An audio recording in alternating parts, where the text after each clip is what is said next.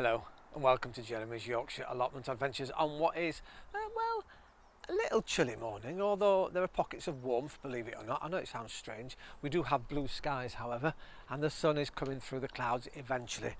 But this is absolutely delicious. It's a beautiful pinky, orangey, yellowy gladioli. In fact, here's a close-up photograph. I'll let you decide what colour you think it is. It changes in the glinting of the sun. It's beautiful, amazing thing. It's because we've had such warmth this last week, actually. This has really come out and blossomed, and I've only got the one. It's amazing, just one. But that's what's so nice about having an allotment and somewhere to grow, pots, anything, because sometimes things pop out that you've not even realised were there. Gladioli particularly. Now, today's show, I hope you're sitting comfortably. Have you got your cuppa ready? Jolly good, because well, today we're using this basket. I wonder why. We have well, a tub filled with composting bits to be. They're my cuttings, of course, veg from the house, and well, we're going to use plastic bags and ice cube trays. Now, why, I wonder? Well, sit back, relax, enjoy today's show.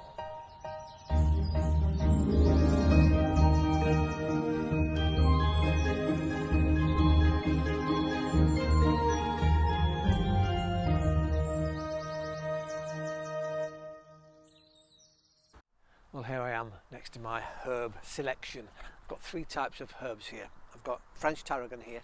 Over here, from just about C, we have some garlic chives, and here we have some well, sage. So it's looking rather lovely and doing really well.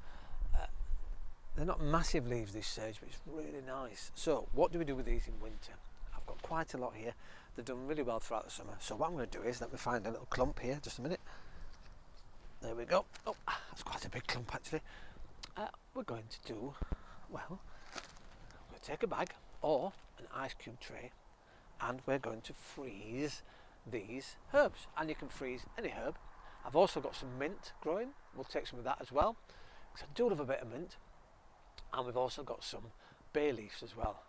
And bay leaves, actually, you can dry them. In fact, you can dry all of these, but I like to freeze them. Several ways to freeze them. Let me just make this a little smaller. Now, with the tarragon, for example, here we have a lovely selection. What you can do is you can take all of the leaves off, and just so take them off when you, and then get them on tray. Wash them nicely, of course. I'm all organic here, so I have no pesticides knocking around. Of course, there's things in the air, but it's always good to wash stuff. Dry them out. Once they're dry, which sounds a bit strange, isn't it? Once they're dry, you can chop them if you like, or you can leave them as a whole leaf. I tend to chop them. Again, then what you can do, if you've got an ice cube tray, push them into the ice cube tray and then top up with water if you want, and then you can freeze those like that. Obviously, you have to defrost those when the time comes to use them, and the water disappears. Or you could pop them into a stew if you wanted to, but you know, the water will disappear and they will be a bit limp and soggy, but you just pop them into it and those taste absolutely gorgeous. The other method is, again, to take all the leaves off, chop them up, put them into the ice cube trays or into a bag like this. And then what you do is you add a little bit of olive oil, virgin olive oil, and coat the leaves, and you can freeze that as well, and that means that herb can go straight into the dish. It will add, of course, because it's got the olive oil in. Work out exact measurements. So obviously one ice cube means it's sure the amount of leaves you normally put into your dishes. And tarragon, of course, is fantastic, especially this French one with chicken. It just is absolutely. I take whole things like this and stick it on the chicken when we're cooking it here, or inside the skin, and it just adds a beautiful flavour to the lovely chicken. So yes, take the leaves off. You can then, however, like me, I've got this beautiful bark here. You could actually just, to tell you the truth as well, if you're being brave, take those off and shove the whole thing inside like that, zip it up and freeze that too. There's lots and lots of different ways. You can do it with all the herbs. As I say, I've got the garlic here, the garlic chives here, and of course the sage down here. Chop them up and freeze them, and then you save all of these throughout the winter months, and you can just use it at your leisure. Isn't that fantastic? Really, really simple way to keep your herbs in the freezer.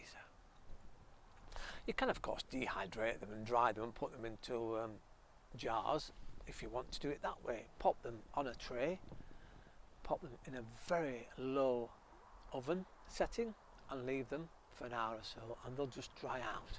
And again, once they've dried out, chop them up and pop them into your jars, and they will be used as dried herbs. But as I say, I do like to freeze mine. Oh, it's nice to be outside again, and I say it is such a lovely morning actually. I know I've got my coat on, but it's quite mild. There's a little bit of a breeze. Now, carrots. And I have some, of course, carrots here. A few misshapen ones. Oh, that's quite a rude one actually. I'll take a picture. Well, what can one say? That is very rude. I'll hold it that way and we'll take a photograph. That's the first one I've had like that. That's brilliant. And but we do have some lovely carrots, look. And it doesn't matter what size they are, does it? It doesn't matter what shape they are. They still taste beautiful. Now, 2 thoughts on carrots. Yes, you can leave them in the ground over winter, but that means you have more chance of slugs coming and attacking your carrots, and then you'll have no carrots left by the time you want to use them. Or you can take them out and you can either freeze them, which is what I love to do most actually, because it's easy. Just come down the shed, just go to the freezer, take them out and pop them in your dishes. And or you can do what I'm about to do now, which is keep them in my shed in a lovely environment. They like it. Now you can either use sand or you can use compost. Now I've got some compost here, and it's just nicely damp. You don't want it absolutely saturated wet, because that means it will rot your carrots, and you don't want that. So you just want it nice and damp and moist to the touch, so it's not too cloggy, it's not sticky, it just breaks up beautifully. It's damp, that's basically the word. Now what you do is you take your carrots, and my rabbit is going to love this in a moment. Look, they're all tangled together as always, a bit of a pickle, and you just twist and leave a little bit of growth, and you pop them. So let's get some of those. Now don't worry about the green bits, because obviously when you come to use them you can chop those off. We don't need them, so let me get rid of all these. You pop them in your tray like this, pop that to one side obviously because they're rabbit, and then you just place them in the soil. Now you have to make sure of course that there, and let's do it with this one too, pop them like that, and so you've got them evenly distributed in the soil. And then in a moment I'm going to top this over with more soil and pop them into my shed where it's a nice constant temperature. Obviously it's dark in the soil, and they'll last there throughout the winter. They'll be quite happy in this little tray. It's got air coming through it, so it keeps, so they're not going to dry out either. You don't want them to be dry, because obviously when they dry out they become all floppy. We do know if they do dry out and get soft, you can pop them in the fridge in cold water and it will resuscitate them a little bit. So they're quite happy there. Marvellous, isn't it? Now the thing with it, check them, make sure there's no bugs inside, because you don't want to pop them in there like that and come back and it's all been eaten either. So just have a look round, make sure they're okay. You can obviously take all the extra bits off if you don't want, so take all their root system off, make sure they're just like lovely little carrots. There you go. Clean all the excess soil off as well, because you don't want it to be, as I say, too wet and moist around them, and they'll love that. Absolutely fantastic. How to look after your carrots. And again, as I say, you can freeze them. Really, really simple. What I do is wash them, I pop them into a bowl and add salt, and I'll leave them there for a little while. And that's the same when I take my anything into the house, put it into water, salty water, because if there are any bugs and stuff lying around, because you never know, because occasionally there's little holes in these things and there might be a little grub inside. I can't see anything in that one, which is brilliant. But this one I'm going to chop that one up and we'll have a look at that. We'll take that into the house. Sorry, I digress. Blanch them. You can either blanch them like this actually if you want to freeze them whole, or you can chop them up, or however you like to have them, and then dry them out, stick them in the freezer. You've got carrots throughout the winter months. Oh, that's nice. As the light begins to fade here on the allotment, I thought we'd just visit a viewer's garden. Well, an allotment actually. I'm going to pop across to see Darren in Wakefield, and he sent me a few pictures of how his plants are progressing. And look here, he's got some beautiful kale Isn't that gorgeously looking and coming along really nicely? Your cabbages are doing really well too, which is lovely. And they're of course those lovely tender heart cabbages. As you can see, it's turned into like a heart shape in the middle, and they'll be ever so sweet. Lovely, lovely, beautiful cabbages. I like those ones. I've grown those in the past myself actually. And then of course you've got your leeks that are doing really well, and you've picked some potatoes. Really, really exciting. So once again, Darren, thank you for your photographs and your input into the show. I love getting all your messages. It's fantastic. All of you who send them in from around the world. It's really exciting to hear what you're growing and what you're doing. It really spurs everybody else on, and myself. I like to see what everybody else is doing. As I say, as the light fades here today, it's starting to get a little bit mistier. My greenhouse is, well, the heat inside is making it actually look a bit, well, steamed up, because the heat inside obviously is creating moisture on the glass as we go into the night. Well, have a wonderful evening. I'll see you again.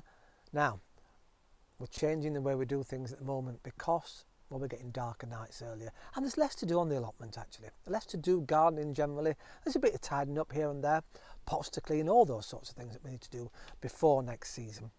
And we're going to look at a composting trench next time here on Jeremy's Yorkshire Allotment Adventures.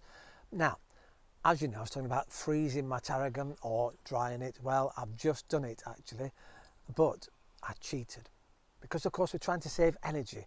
Rather than put the oven on, I've used the microwave. A minute and a half and it's dry, and here you are. Here's a little video of me crumbling my tarragon, and you know what? I've just done it and the smell is absolutely incredible, and look at the difference in colour. There's hardly any.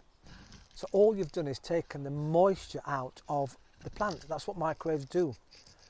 When they heat up things, they heat up the water content within the vegetables, the meats, whatever you're cooking.